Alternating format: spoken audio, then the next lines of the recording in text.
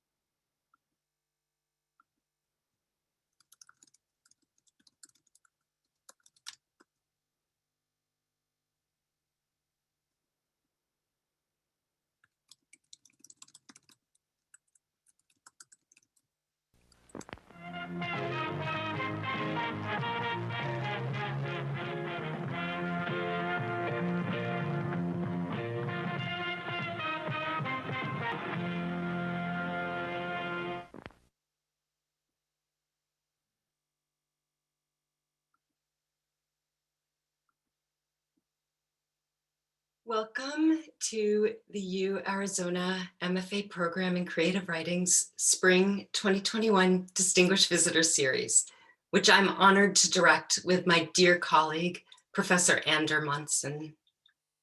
Thank you for joining our electronic hearthside tonight. I want especially to greet the many students who are here from Department of English classes. I know this is the first literary event for some of you, and you're in for a treat with our reader tonight, whose voice is an elixir. Tonight's event will last around an hour and includes a fiction reading and a short question and answer session afterwards. You can submit questions for the author anytime during the event using the Zoom Q&A function at the bottom of your screen, and we'll pose the questions to her after the reading. At the end of our event, we'll play a short film again, and it will again announce future events for you. We will begin tonight with an introduction by our very own Hae-Reem Lee. Hae-Reem Lee's work has appeared or is forthcoming in Shenandoah, Terrain, Hobart, and other magazines. I implore everyone after tonight's reading to quickly find her essay, Egg Face, in Hobart magazine online. It's one of my favorite essays, and it's about a Korean ghost story, girlhood, silence, and desire. She has received a prestigious fellowship from the Breadloaf Environmental Writers Conference and is working towards an MFA in creative nonfiction right here in the MFA program at the University of Arizona. She's currently writing a book about seed banks and longing. Thank you, Hae-Reem Lee, for connecting us across miles and over the ether with your introduction tonight. I will hand things over to you now.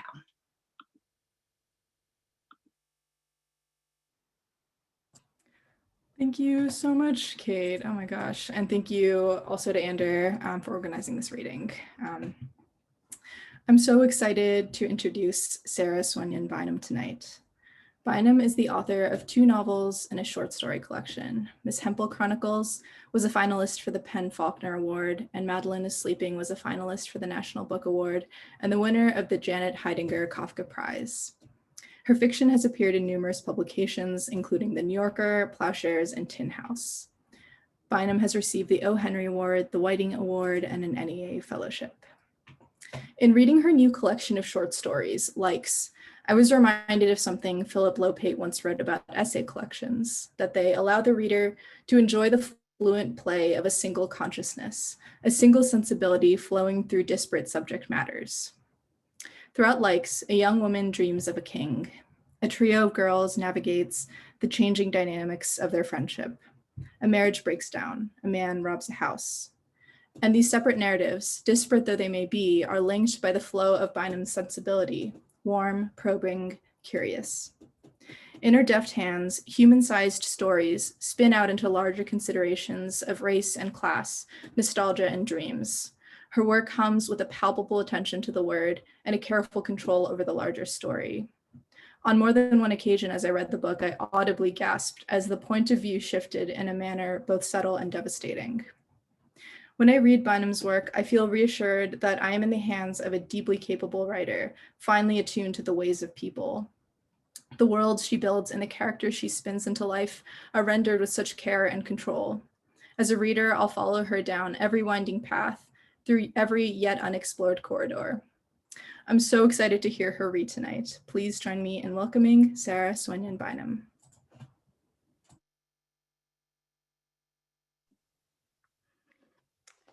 Hey, Reem, thank you so much for that introduction. And seed banks and longing. I am now longing to read the book that you're working on. And I'm so grateful to Ander and Kate for inviting me and for sharing my work with their classes. I'm so grateful to all of you for joining us tonight. I think this is the largest Zoom audience I've ever had the chance to talk with and read to. So I'm going to dive right in because I'm really looking forward to getting to answer questions and have conversation at the end.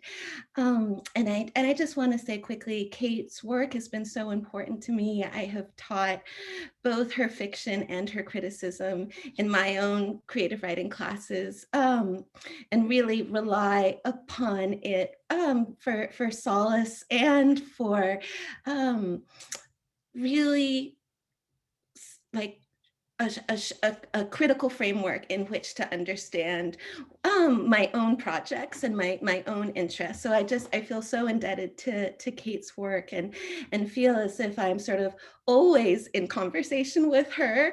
And in addition to being fellow travelers in the fairy tale world, Kate and I also both grew up outside of Boston in the 80s. And so I'm going to read from a story that takes place in that world at that time. And it's actually the longest story in the collection, so I'm not going to read it in its entirety, but I'm going to be reading excerpts of this story. And it's called Many a Little Makes. Oh, and the only thing you need to know, I'm not starting from the beginning of the story, but the only thing you really need to know is that, as Hayreem mentioned, it follows a trio of girls, and the girls are named Bree, Imogen, and Mari. In the 6th grade, on the subject of Bree, Mari's mother had this to say: 3 can get complicated. She was talking about the dynamics of female friendship, a topic that Mari did not relish discussing. In general, she found her mother's warnings reliably wrong, but also impossible to forget, like shampoo slogans or the songs sung at camp. When one Friday afternoon in November, she discovered herself lodged between Imogen and Bree in the back seat of a car heading to the mall, this earworm wriggled up to the surface, and she thought at her mother, ha, they were fine. A thin stream of air flowed over them, and the radio played a song they knew most of the words to. Bree was saying that they should buy their tickets before they got food in case the movie sold out. And Imogen was saying that a dog waiting at the corner to cross looked a lot like a larger, fluffier version of her dog, Hamish. They all craned their heads to look at the dog. Mari could jump in at any moment with a funny or pointless comment if it occurred to her, but if it didn't, she didn't have to say anything at all.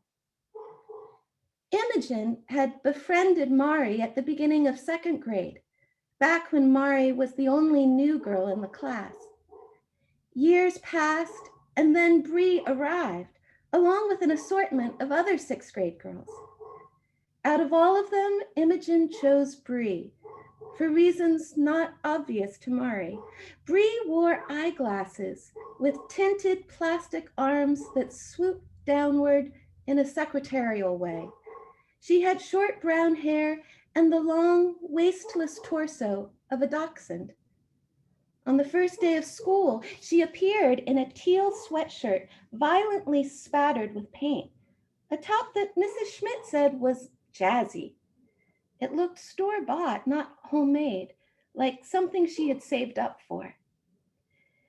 Bree took the trolley to school from a town called Revere, with the help of a student transportation pass that hung from a lanyard around her neck, which she removed every morning and tucked carefully in her book bag as she was entering the building.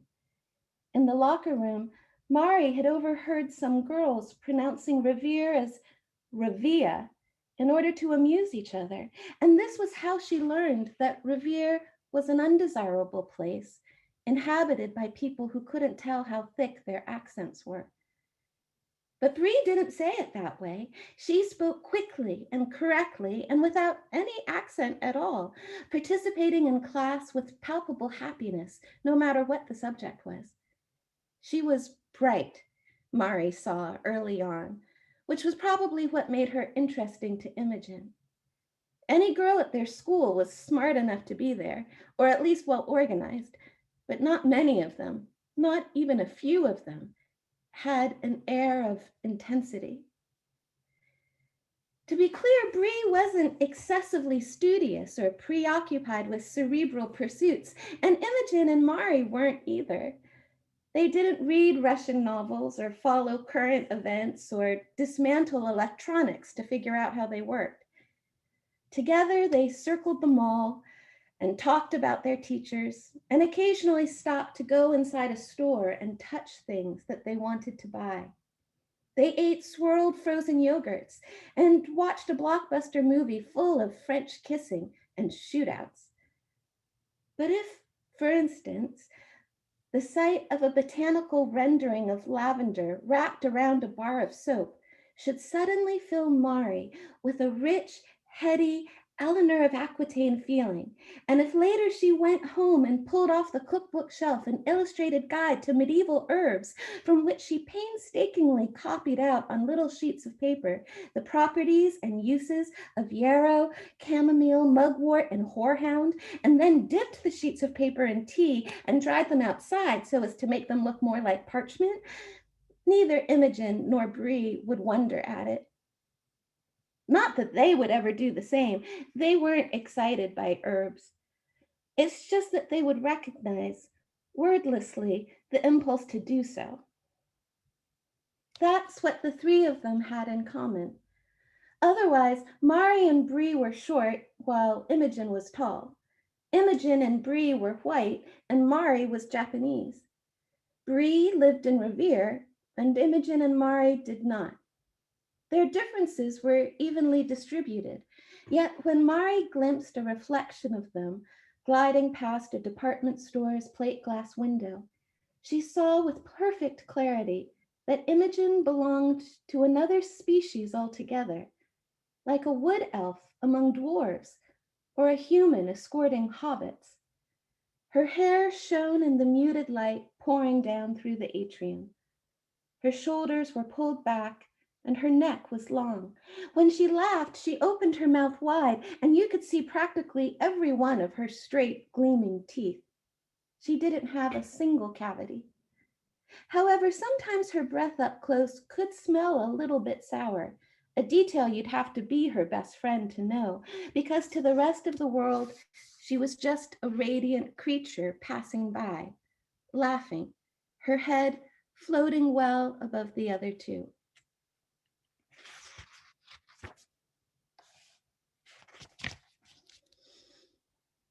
Mari hadn't had a new friend in so long that she had almost forgotten what it was like to go to someone's house for the first time, the inevitable shock to the senses.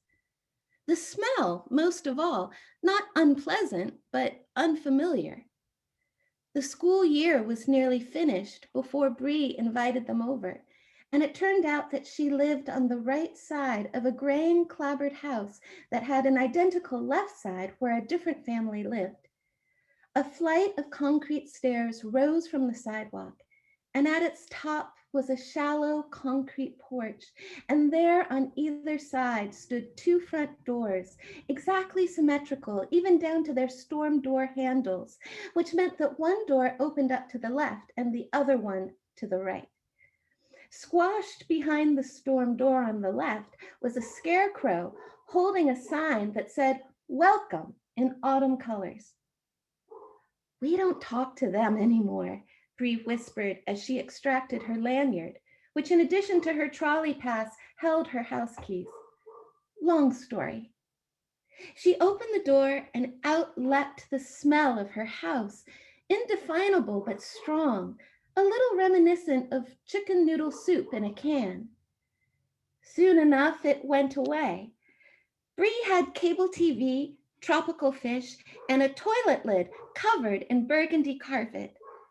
The three of them bargained over which channel they would watch, and somehow it felt easier to be flexible and magnanimous when more than one other party was involved in the negotiations. As they were eating cereal and watching music videos, Bree's mother appeared, holding her younger sister by the hand. And while Bree's mother looked about the right age for Bevan, who was 4, she didn't look like she belonged to Bree, despite having a lot of the same soft, unformed features. With her ponytail and scuffed up sneakers, she looked more like a big sister, like the eldest in a family of sisters fending for themselves after their parents had died in a tragic car accident. Or maybe Mari's and Imogen's parents were simply old. Mari couldn't recall seeing any of them wearing tennis shoes while not playing tennis. "Make yourself at home, girls," Bree's mother said to them with strange formality and ushered Bevan upstairs for a bath. Darkness fell, and Bree suggested baking a cake. She made it sound like the idea had only just occurred to her, but in the kitchen, she pulled out the bowl and the hand mixer and the measuring cups and the cake mix from a single cabinet, all ready to go, and Mari filled suddenly with so much tenderness that her eyes watered. The mix was Duncan Hines, and the flavor was, mysteriously, yellow. At Mari's house, what passed for cake was a nearly flavorless sponge that her mother bought at the Japanese bakery and then urged guests to try, assuring them that it was very light and not too sweet. When Bree dumped the yellow mix into the bowl, it sent up a mushroom cloud of synthetic sugariness that caused Mari to choke. Imogen was perched on the counter and slicing a plastic spatula through the air as if felling enemies. She didn't try to contribute anything. She looked on good-naturedly as Mari and Bree followed the box's directions, and once the cake pans, trembling with batter, were slid into the oven, she held out her arms to receive the empty mixing bowl. "Oh, nice," she said. "You left a lot on the sides." Without hesitating, she sank her spatula into the bowl, circled it around, lifted it back up, and inserted its entire drippy width into her mouth. It came out clean. "Share," Bree said. Imogen scraped the bowl again, and Mari watched the slathered spatula head disappear inside Bree's open mouth. The third time Imogen dipped into the bowl, she presented the mouthful of batter to Mari. "No thanks," Mari said lightly and drew back from the spatula. She deliberately did not say what she wanted to say, what was foremost in her mind, what was exactly the thing her mother had spoken ominously of: salmonella. Because her mother was usually wrong. Her mother, for instance, had assumed that just because Bree was 8 years older than her sister, there had to be different fathers, as she put it. Something about the tactful tone she used made Mari want to strangle her. "It's the same dad," Mari had announced in a clipped voice. "And don't worry, him and her mom are married. And yes, she will be at home the whole time we're there."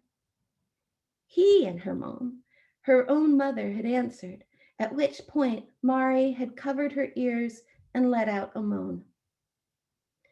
Yet 3 large eggs had plopped glisteningly into that batter.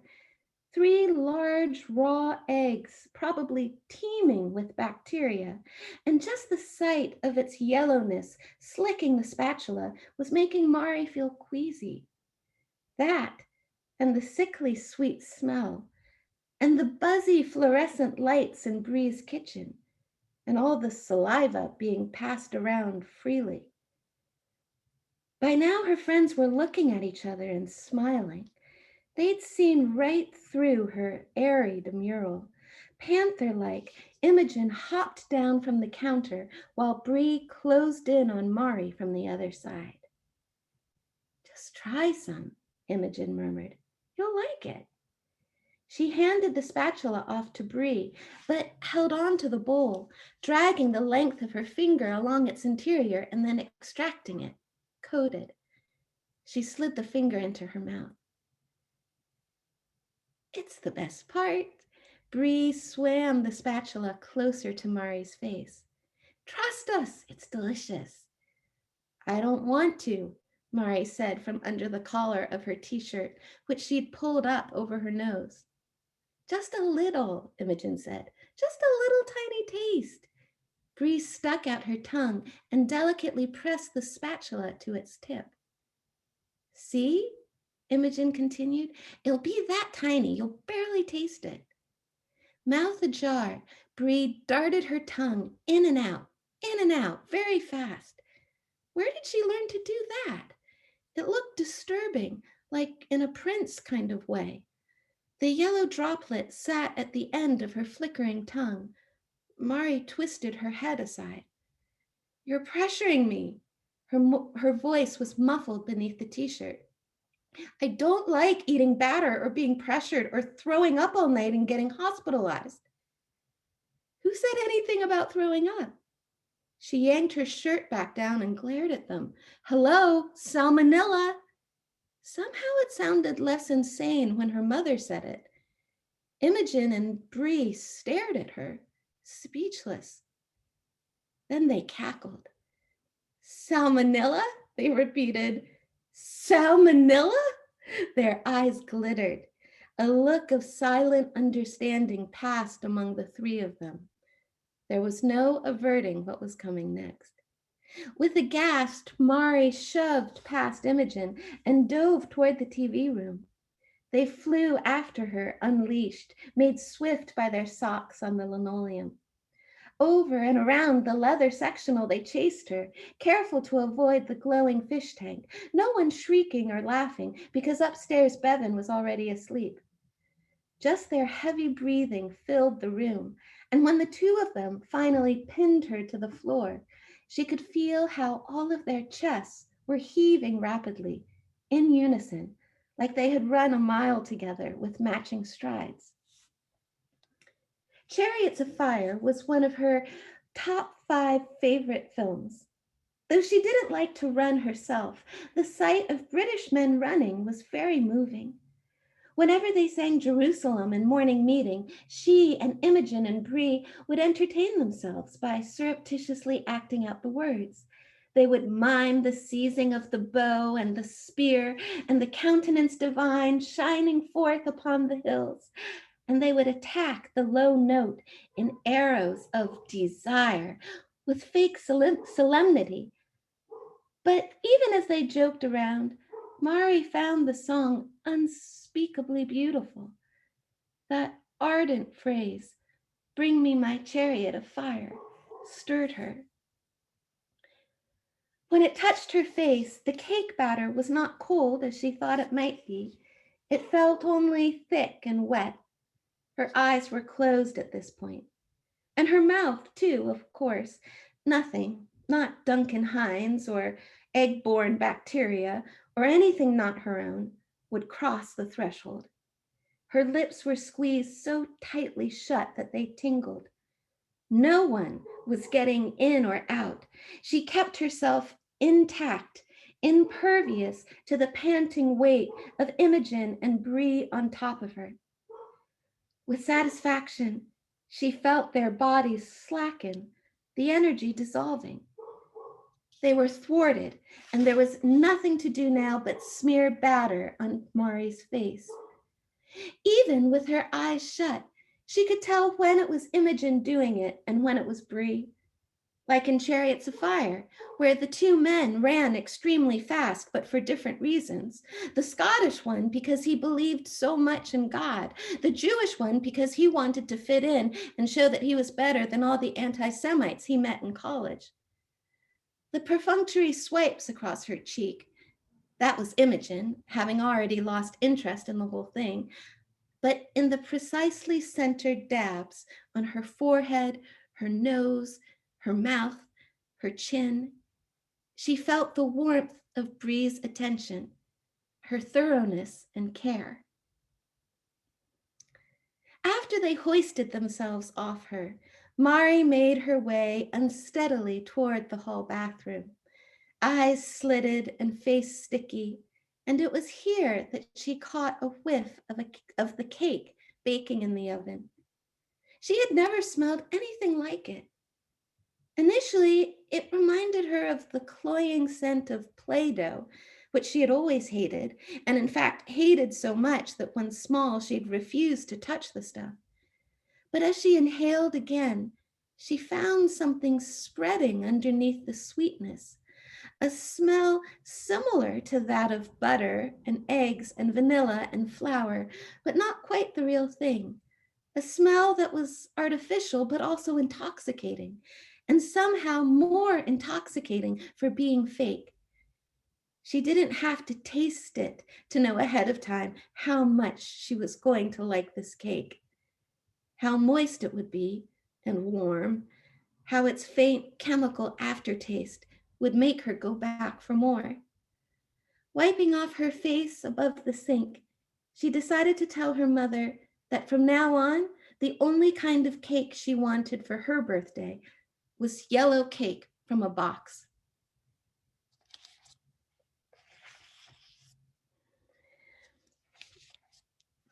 So we're skipping ahead to 7th grade. Mari has discovered the Smiths at this point, and now the Smiths are the most important thing in her life. We're picking up as the girls are hanging out after school and going to get pizza. Each of them could order automatically for the others. Bree always got sausage and mushroom with a medium-sized Sprite. Imogen liked Hawaiian, her favorite meat product being Canadian bacon, but Dino's didn't offer that by the slice. You had to order a whole pizza. For just a slice, she'd take pepperoni, as long as there wasn't too much oil pooling in the pepperoni cups. Mari had stopped eating animals of late and wanted only 2 cheese slices and a free cup of water. Without needing to confer, they headed to the booth in the back corner so that Bree could gaze up at the wood veneer wall and enjoy the signed photograph of the baseball player who looked like Bruce Boxleitner, star of Scarecrow and Mrs. King. That was her favorite show, just as Imogen's was Jeopardy, just as Mari's was Masterpiece Theater. The facts in which they were fluent could fill a 3-drawer file cabinet. Age at which ears were pierced, history of broken bones and origins of scars, score on most recent math test, recurring bad dream, favorite words in French, despised body parts, last book read, secret sources of pride, pet peeves, pet names, scents of deodorant and hair conditioner. There were also things about each other that they didn't know. For example, Mari got her period in the 6th grade, right before she turned 12. By the time she exited the bathroom, sobered, walking strangely, feeling diapered, her mother had already placed calls to her father, he was at work, and both of her grandmothers, California, Ohio, to tell them the news. From that moment forward, Mari never spoke of her period to anyone. Discreetly, she carried the necessary implements in an unassuming cotton pouch made to look like a mouse. She had found it in the top drawer of her mother's dresser, a home to scarves and handkerchiefs and the occasional purposeless gift from relatives in Japan. It was an abstract teardrop-shaped mouse with a few inches of silk cord extending from its bottom, and where the tip of its nose would be, a single snap. With this snap as the only form of closure on an otherwise open-mouthed mouse, the pouch was not capable of safely holding much. Not money or makeup, and certainly not jewelry, nothing small. But Mari discovered that it did well enough with pads. And in fact, the pads made the mouse look plump, almost like a stuffed toy. And soon the sight of it nestled in her book bag ceased to cause her any embarrassment. So that eventually, a year later, when she had graduated to tampons, she kept these along with her pads inside the same mouse, which by then had lost its tail. One winter afternoon, as the 7th graders were packing up their binders in the final minutes before the bell rang, Mari's book bag tipped over onto the floor, and the force of the fall sent the tailless mouse sailing out of her bag like a missile, nose first, and a single slender-sized tampon came shooting out of the mouse's open mouth. It was like one of those fireworks that explodes, only to reveal that there's another smaller explosion right inside it. The tampon slid across the homeroom floor without resistance, and Mari watched its journey in frozen horror. It didn't make the slightest difference that only girls went to her school. Girls in her class thought that periods were disgusting. See how someone had tortured Holly Maynard by leaving a used-looking pad, colored red with a felt-tip marker, on the seat of her chair. Yet 3 rows ahead of Mari was Bree's solid dachshund body, which happened to be bending down patiently to retrieve a highlighter from beneath her desk, just as Mari's tampon came gliding toward her. She scooped it up, tucked it inside the sleeve of her sweatshirt, and sat back up without glancing around to see where it might have come from. Mari dropped onto her knees to recapture the mouse, and Bree bent over again to pick up the highlighter for real. And there, among the legs of chairs and desks and classmates, their eyes met. Nodding at the cotton pouch clutched in her hand, Bree mouthed to Mari, "I have it." After the last bell, they found themselves laughing uncontrollably in the empty restroom across from the admissions office. Bree had Mari's tampon, and she also had her period, not right then, but in life. And she had also gotten hers the year before, in February, only weeks after Mari. How could they be such complete and utter idiots? Their laughter made them hold on to each other for balance. "Remember when I said that the gyros from lunch were giving me a stomachache?" Bree asked. "That was cramps." Mari was laughing so hard she couldn't breathe. To think that they had been suffering silently, side by side, this whole time. It felt like both the saddest and funniest thing that had ever happened to them. As she wiped her eyes on her sweatshirt, Bree asked, "Are we going to tell Imogen?" But before she had even finished the question, she was already saying, at the same time as Mari, "No." Thank you. I'll stop there.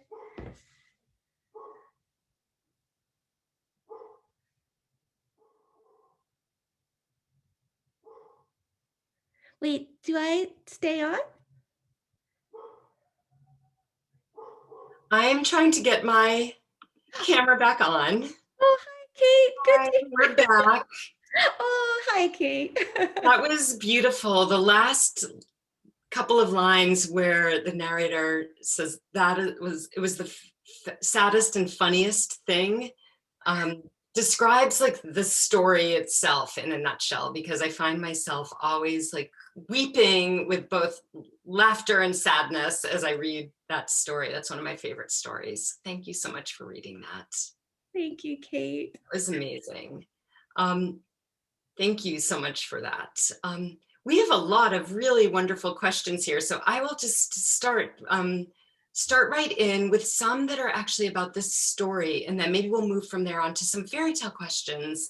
But a number of people have posted a question about the inspiration behind this story, whether it comes from your real life, but then another audience member posts that they can relate to the story, even though it's set in a totally different time period from when they grew up. So maybe you could speak a little bit to the inspiration behind the characters and the story itself.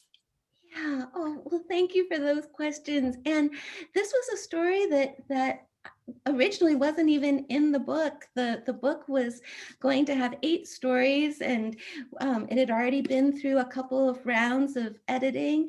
And then I was supposed to be moving on and working on a novel.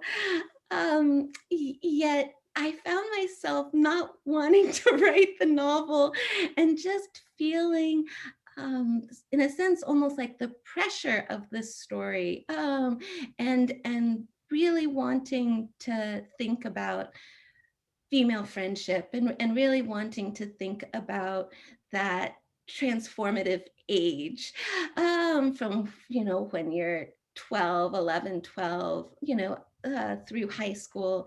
And so, this story sort of really made itself felt. So it ended up, I was able to sort of squeeze it into the book at the last minute. Even though it wasn't part of its original, part of the original lineup. And I think in part, was seeing my daughter turn 14. It was the summer before her freshman year when I was writing the story. And that particular summer, there's some crucial events that happen that really change the nature of the girls' friendship that happens sort of right when they're on the cusp of entering high school. And so as I was watching my daughter at that threshold, and just wondering about what was waiting for her, it really made me want to revisit that own time in my life, and to think about my friendships, and to think about, to use one of your phrases, Kate, the everyday magic of these incredibly close friendships that we develop when we're that age. And there was also, I think, a sense of like loss, of just feeling as if, and just feeling that sense of missing that closeness, missing that intimacy. So those are some of the forces that gave rise to it. And also just on like a pop cultural front,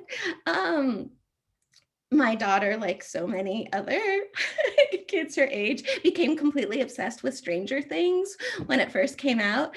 And it was such an uncanny experience to watch my childhood replicated, like this ersatz version of the 80s, so painstakingly recreated in a Netflix show. And it was very unsettling. And I began to worry that my own sense memory of childhood was going to become eclipsed by this recreated version of it. So another driving force for the story was just wanting to capture what I remember 1985 smelling like and feeling like and tasting like before my own memories became overwritten. That's really fascinating, actually, and it covers a lot of the questions that were posed in such a beautiful way. And it explains a lot of the exaggerated sensory experiences in the story, right? With like the tongue, and it was like the disturbing and also like extremely attractive quality that the girls maintain with each other or to each other. I think that the end of what you just said leads into an interesting question that comes in some different forms in the Q&A, which goes to your process, where you said like you're trying to get these memories down. It sounds like they were intensified by your daughter's age, that sort of recalled for you that age in your life, and then the pop culture, like the 80s. I'm writing a novel that's set in the 80s, and I'm often asked like, what's it like to work on a historical novel? And I'm like, no, I'm working from memory. It's a memory novel, but I do have that kind of like intense, the intense relationship to the memories, this urgency of getting them down before they're altered outside of me or something. But can you speak a little bit to some students and audience members are curious about your process, like how you decide if you don't know where you're going to go, A, B, and C when you write, how do you find your story and when do you know that it's done? That's a big whopping question there, but Yeah. in the language of it, how does that lead you through it perhaps too? Yeah. Trying No, to jumble the questions together because we have so many good ones here, but I'm sorry, the hybrid question. that's a wonderful question. And in fact, with this story, it did start out as sort of an attempt to capture memories and sensations. But it didn't have much of a form to it. And I then shared some of the early pages with my writing group. And one of my wonderful readers said, from where is this story being told? And she raised this question about perspective and point of view. And it made me realize that even for all of the sort of sensory immediacy, that there was a sense of loss and nostalgia that I think sort of pervades the scenes with the girls. And so it started to, her question started me thinking, from where is this story being told, and what is prompting this flight back into memory? So then it to my surprise sort of became it became a frame, not what I read, but then I ended up discovering a frame around which these stories that ended up containing these stories of friendship. And the frame takes place in the present moment. There's texting, there's Facebook, there's all of like sort of the markers of contemporary life. And it's very much a story about a middle-aged narrator trying to, or a middle-aged character, I'm sorry, a middle-aged protagonist trying to make sense of why and how this important friendship changed. But I don't know if I would have found that structure if I hadn't had just a very perceptive, very attuned early reader who asked that simple question, who sensed the loss in these scenes and said, what's making you write this? So, and then to come to endings. So I'm sorry, I'm trying to remember the parts of the question. I think for me, the whole process tends to be very intuitive. I never begin with an outline or a map or a sense of where the story is going. And so I also never know where the destination is or when I've reached that destination.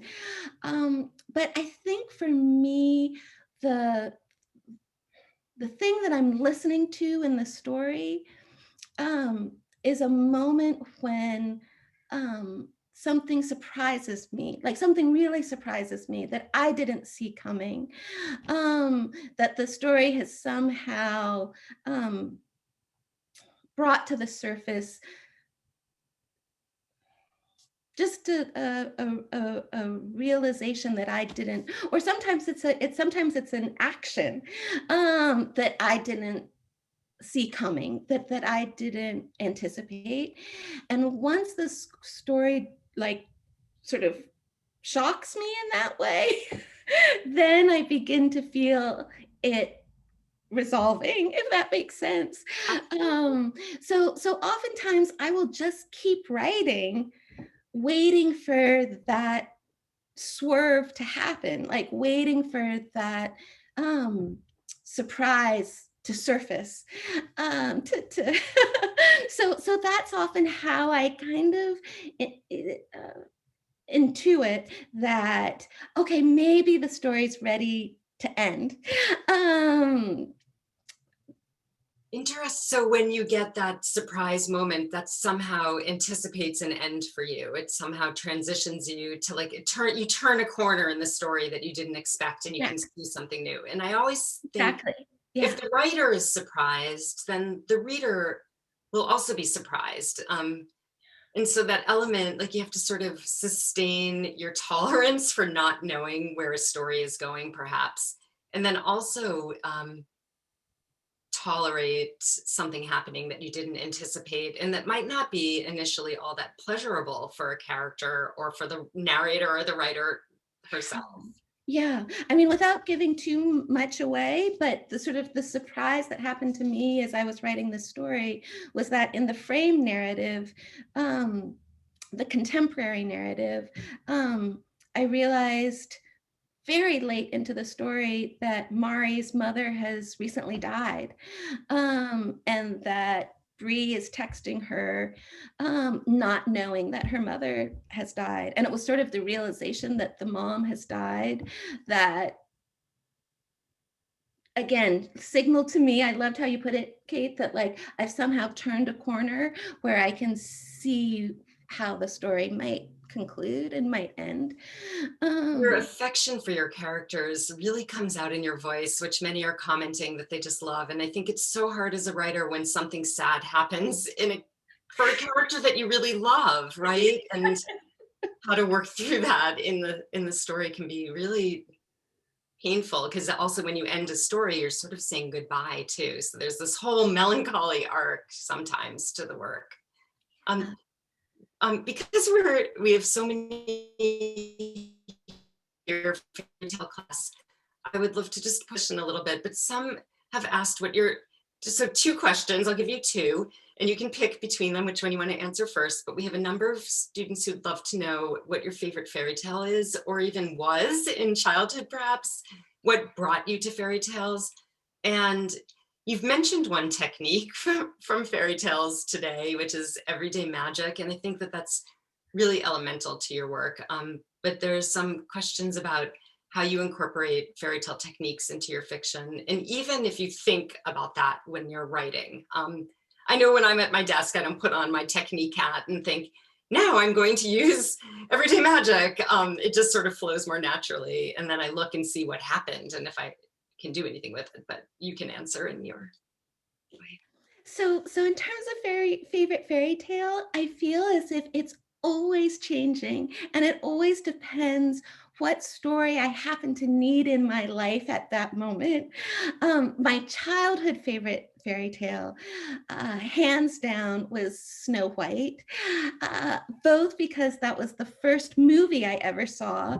I got to see like the Disney back in the I think 60s, 70s, 80s, you know, before the days of VHS and streaming and on demand and Disney Plus apps, would occasionally re-release some of their classic films in the movie theater. And so my very first experience being in a movie theater was watching Snow White. And I was completely enchanted and completely terrified. And in fact, I hid underneath my seat at the end of the movie, and my father couldn't get me to come out from under the movie seat because I was so just paralyzed by the Wicked Queen. It's terrifying. People talk about Snow White as a princess gets married story, but I often remind people that like the queen literally gets the girl hunted and she has to escape, having her organs removed, basically. Yeah, and her transformation into her witch self was really like just terrifying to me. But the other reason that I think I love Snow White was because she had black hair, and I felt like I could see myself in her. And the fact that she had hair as black as ebony was just a detail that was so important to me. And I think that was the other reason that I just always had this a special affinity and affection for that tale, because it's the sort of the primal pleasure of seeing yourself reflected. So Snow White was my favorite childhood story, but then it really has changed as I've grown up. When I had a daughter, and I was starting to read fairy tales with her. The 12 Dancing Princesses became my favorite fairy tale because I loved how the 12 daughters in that story, consistently outwit their father, outwit all of their male suitors, in their pursuit of pleasure and in their pursuit of joy, that they have created this secret life for themselves. And especially having a daughter, I just loved the idea of this sort of nightly seeking out of joy. And I also just loved the glamour of that story, and it also tends to be so lushly illustrated. But then interestingly, now I have been thinking so much about Rapunzel, because being in isolation and having a teenage daughter who has been living in isolation and who is just like desperate to come out of the tower. And as a parent, feeling so torn, like really wanting to protect her, really wanting to limit her exposure to COVID.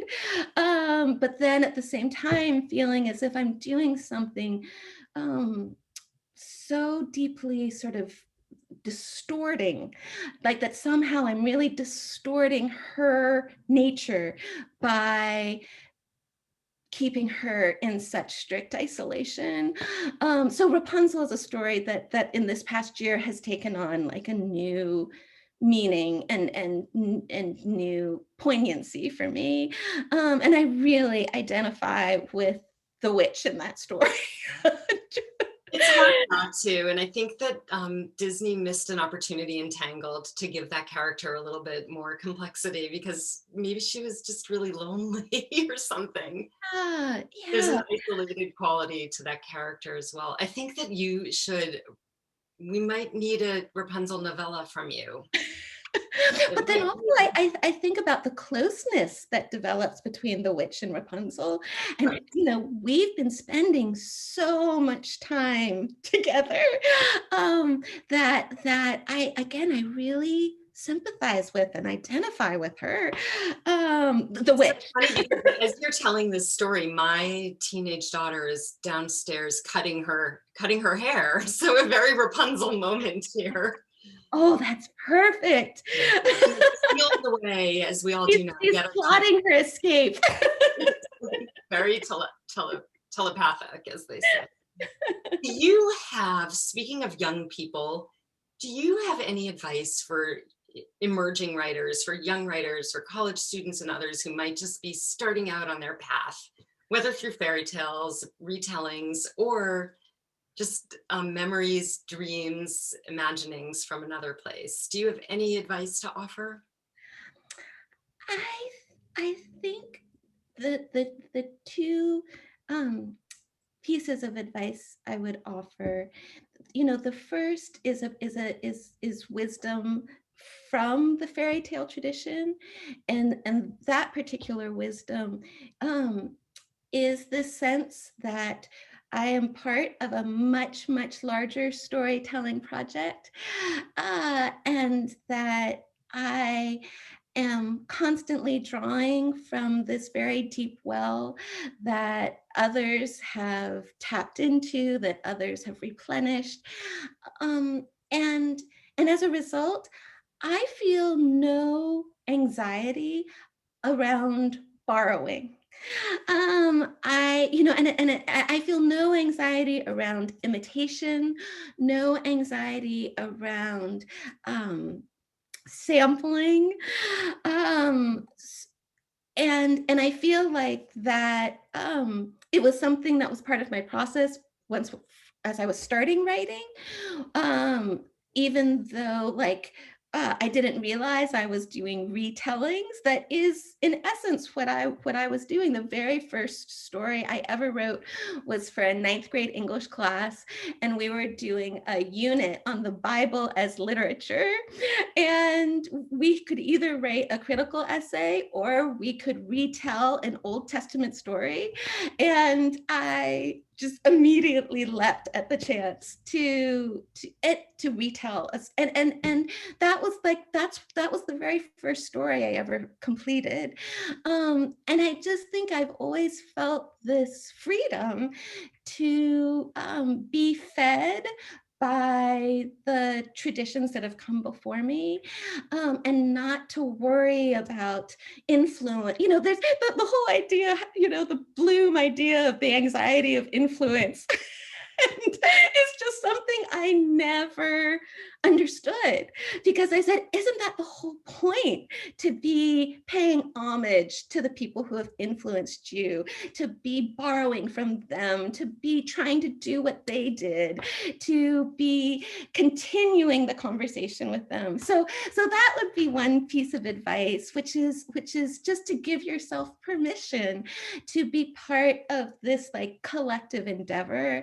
And concerns about originality, and concerns about the individual genius, etc. Like, just don't worry about that nonsense. is one piece of advice for emerging writers, which is, feel free to draw upon what you love.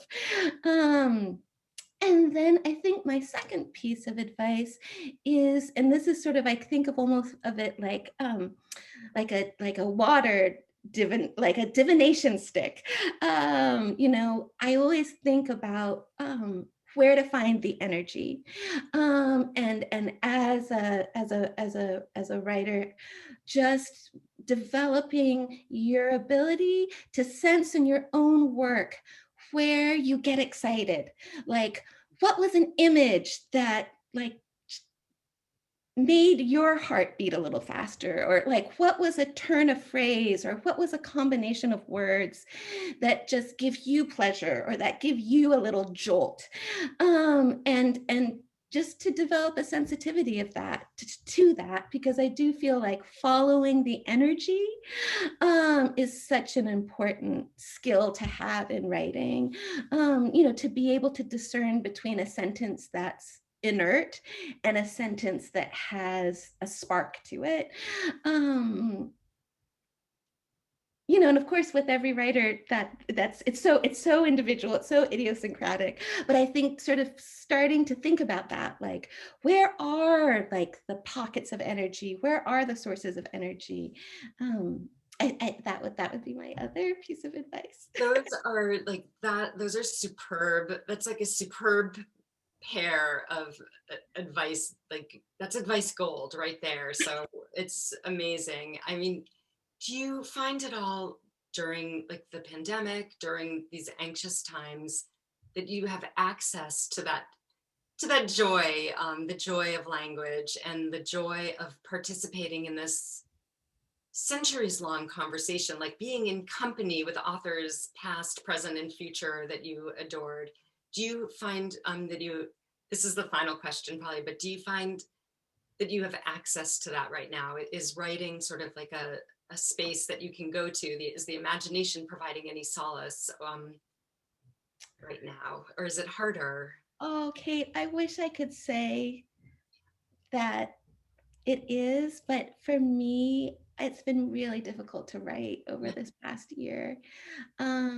It's been really, really hard to write. I have been reading a lot. I've been listening a lot. Like I'm finding myself really being drawn to podcast of stories and audiobooks. Like I have definitely taken comfort in hearing stories read aloud to me, but I have struggled to be able, to connect to my own writing. I think it's really important for people to hear that, because we can become intimidated by books, by authors, etc. And we're people like anybody else, and it can be hard. And I do think that the oral form brings us to, I don't know, a place that sometimes just the page can't. So listening, sharing stories, accessing the voices however you can, is the way to go. To try to maintain a connection to the form. And I especially love hearing writers read their own work. So I just saw someone in the chat asked, one of my favorite podcasts is The Writer's Voice, because which is through the New Yorker, because it's such a gift to be able to hear a story read aloud by the person who wrote it, because sometimes you discover emphases or inflections or humor that you might not have seen on the page. So I especially like sort of like the act of communion that happens when a writer reads their own work. So that is one of my go-to favorites. And that's kind of a perfect place to stop, because we had the amazing gift of hearing your melodious voice tonight, reading your story. And it really did like enlighten me to so many of its qualities that I enjoy when I read it myself. But your voice is so beautiful, and it comes across in the language and as you read. And oh, Andrew, you have the best backgrounds there. So thank you so much, Sarah. Thank you, Hayreem. Thank you, Andrew. Thank you, audience members. It's such an honor and a delight to have you with us reading your work today. Kate, I am so grateful. Thank you for creating this space for us all to come together. And Andrew and Hayreem, I so so grateful for your hospitality and just for your graciousness and bringing me into your community. So, and I just want to just send like all my good thoughts to the writers and the fairy tale readers in the audience. You are joining such a rich, wonderful, cacophonous conversation. and I welcome you. Thank you so much. That was beautiful. We're going to close with a short film, and thank you all for coming, and thank you, Sarah. That was amazing. And I'll see you tomorrow.